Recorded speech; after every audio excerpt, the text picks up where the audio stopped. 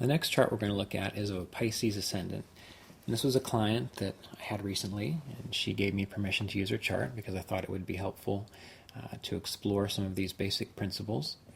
And she was coming only because she really wanted to explore her spiritual life, some issues that she had spiritually speaking, some experiences that she had in that regard. And she also wanted to explore her path, as well as some health issues. But overall, spirituality and path were the main concerns. Now, as mentioned previously, one of the easiest ways to start this process is to first of all look at the primary ashram that's indicated based on the placement of her ascendant lord, and also the placement of the ascendant.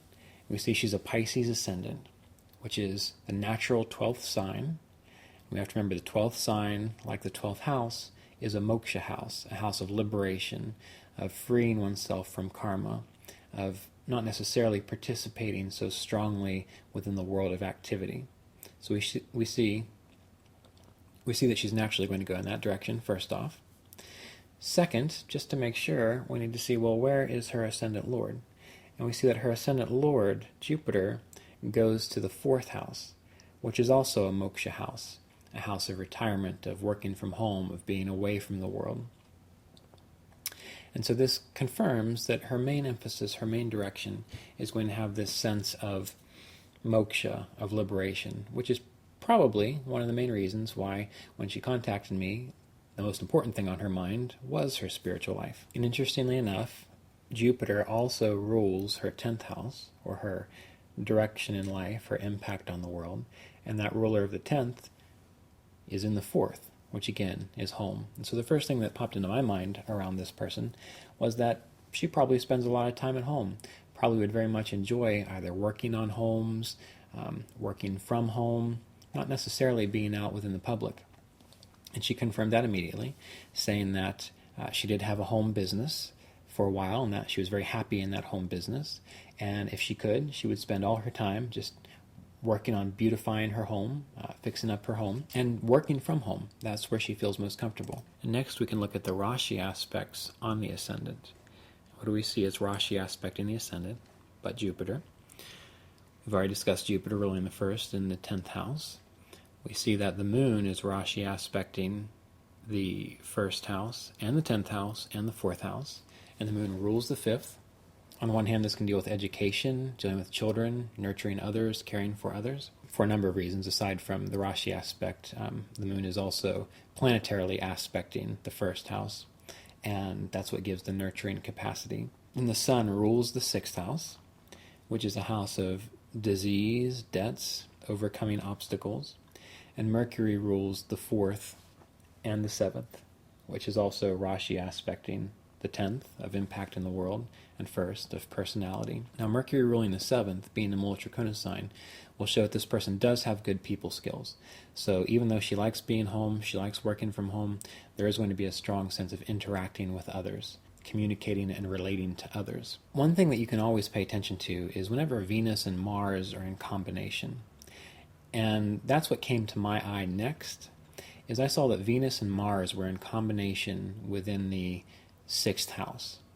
And the 6th house represents diseases. The 6th house represents overcoming obstacles. And so I thought to myself, well, this must be a person who has some interests within a healing field. I also knew that Mercury and Moon, from a Gemini perspective, but you don't have to worry about whether it's a Gemini perspective or not, just know that Mercury and the Moon, when they get together, they create a healer. So Mercury and Moon, that creates a healer.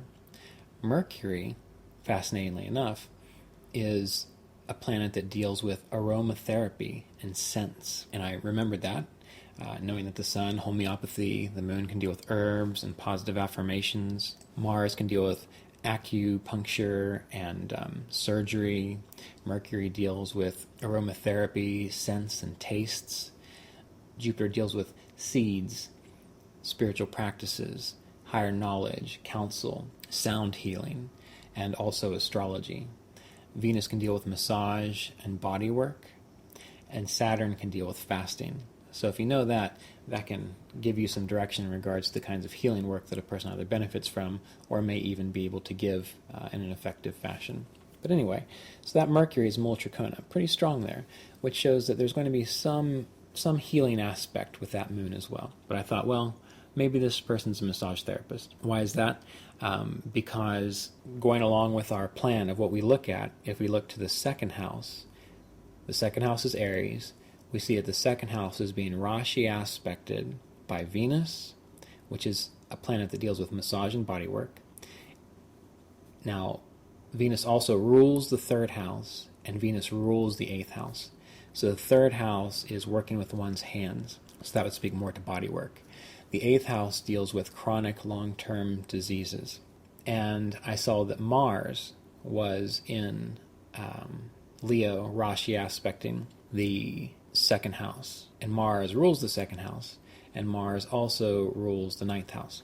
So Mars ruling the ninth house can bring a level of education, helping people through education, much like Mercury, because Mercury is the manager, you could say. And so Mercury, being in the seventh, can help manage other people by its natural qualities. So all these things were floating around in my mind. And I thought primarily, probably a massage therapist, a healer of some sort. Mars could potentially give acupuncture or working with needles. So that went through my mind as well. She was a hospice nurse. Okay, so we have these 12th house influences, being a Pisces ascendant. We have the fourth, the ruler of the first and the fourth. And the fourth house, oddly enough, if you don't already know this, is said to represent death to a degree, because it is the opposite of the 10th house. And Venus rules the 8th house, which is a house dealing with death and the end of life, and it's Rashi aspecting the second. So that's number one. She said she was a hospice nurse primarily. However, she was also a healer, body worker, dealing with essential oils. And it was when she was working from home that she was most happy dealing with healing and essential oils with private clients. So that shows the still dealing with people, but dealing with them from her own home. And as far as being a hospice nurse, well, in hospice, you're going to people's homes. You're not necessarily working in a hospital, although I'm sure you can, but more than likely you're going to people's homes and you're working with them privately in that regard too.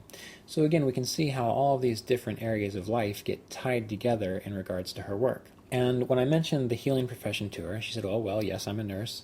When I mentioned massage and so on, she said, yes. When I told her about working behind the scenes and working from home, she concurred that that was some of her best times. And so she came away with that session feeling like she was actually fulfilling her path that was indicated by her birth chart, which was very nice to see. That gave her some nice reassurance. Now let's take a look at her Dasamsha, just to see if we can get any confluence here. And we can. Looking at the Dasamsha, we see that she is a Taurus ascendant, and Taurus is a sign that deals primarily with providing resources, taking care of others. The symbol for Taurus is a cow, which cares for and feeds other people. And this is very specific to the nursing profession. We see that Venus goes into the 7th house, and Venus rules the 1st, and Venus rules the 6th. So the 6th house deals with healing. So the ruler of the 1st and the 6th go into the 7th. 7th, in any Varga, deals with the other people in that area of life. And so since we're talking about the Dasamsha, it's the area of profession. So she uses her body within her work, hence doing body work. She also works in the healing field, the ruler of the 6th in the 7th, helping others heal, overcome obstacles. We see that Jupiter is in the 10th within the Dasamsha. And what does Jupiter rule? Well, first of all, we see that Jupiter rules the 8th house. And so again, we have 8th house affairs going into the area of activity within the world. And Jupiter also rules the 11th house. And personally, looking at the chart, I didn't understand where the 11th house tied in. There might be something that we didn't talk about. But just looking at it, I'm not sure. We see that Mars is Rashi aspecting that 10th house. And Mars rules the 7th, and Mars rules the 12th. So again, the 7th house, dealing with other people, connecting with other people within the career. And the 12th house, which is that house of loss, and also that house of death. So all of these things come together. There's going to be a serious energy of loss around her work. And being a hospice nurse, that's a pretty strong indication, a pretty strong energy of loss, the loss of life. Another interesting point to notice within the Dasamsha is the placement of Rahu and Ketu. We see that Ketu is with the moon, and the moon is in a great friend sign, so Ketu is working well. However, Ketu being in the 4th house and with the moon, that's going to show that in past lifetimes, the person has got a lot of emotional satisfaction from their work. And in this lifetime, that's not necessarily going to be the thing that brings them fulfillment. In fact, it won't bring them fulfillment. And one of the things that she mentioned is that she was often drained from her work. And given being in a situation such as a hospice nurse, that does have a potential to drain a person.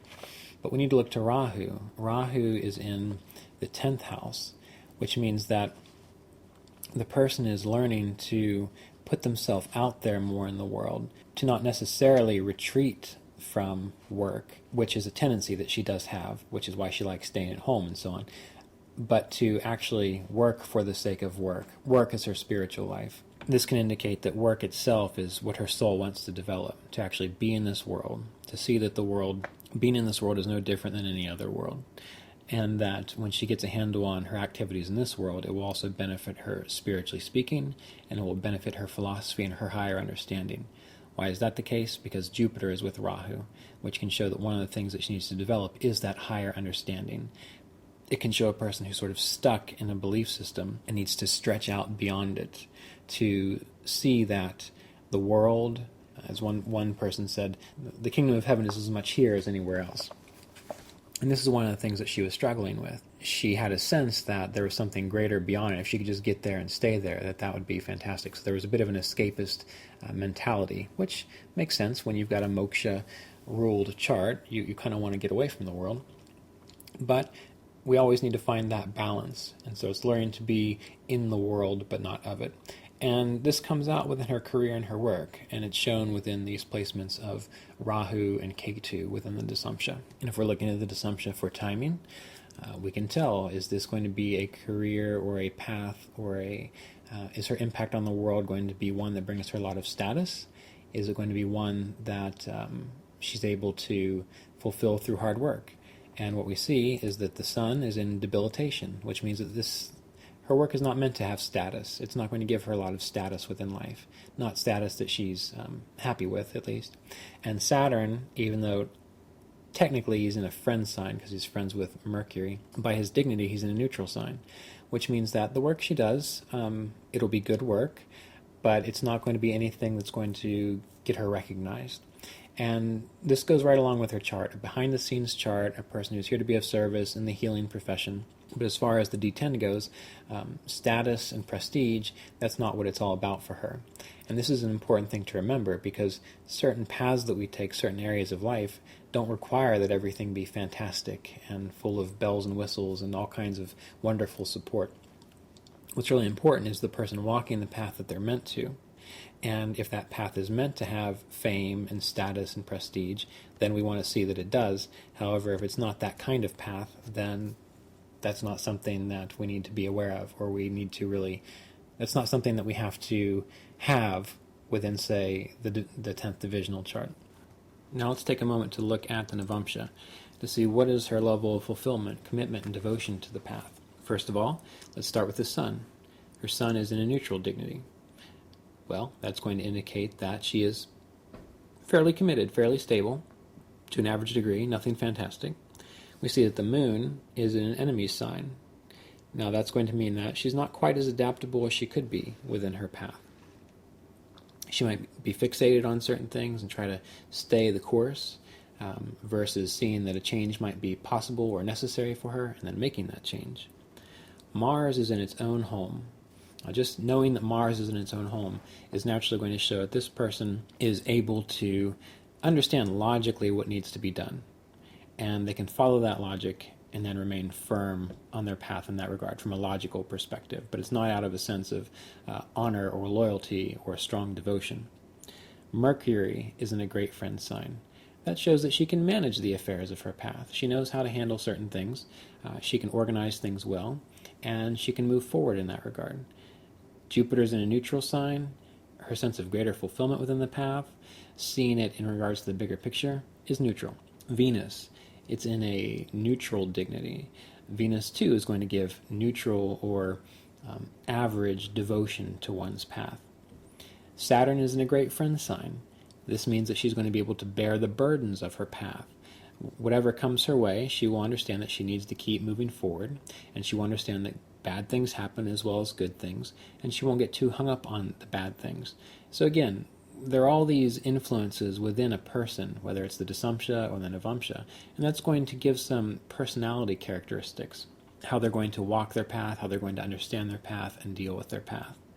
Now within the Navamsha, we see that the ninth lord, which is the sun, goes into the sixth house. It shows the person's going to feel like there are some delays in regards to achieving their path, or some doubts around achieving their path, and that's very true. She came to an astrologer to get that cleared up. The first house is Sagittarius. So what is Sagittarius? It's ruled by Jupiter, and Jupiter again is in the sixth house. So again, some doubts and some delays around her path. Overall, this person's going to move forward and is going to accomplish what she needs to, but her inner state is going to be one of uncertainty and will need some encouragement to know that she is doing what she is meant to do. And that's what an astrologer can do for her. That is what an astrologer can give her, which is very nice. And so overall, from the Navamsha even, we can see that there are a lot of sixth house influences, sixth and eighth house influences, indicating that path of healing, that path of taking care of others, overcoming obstacles, and moving beyond one's liabilities, one's difficulties as they perceive them.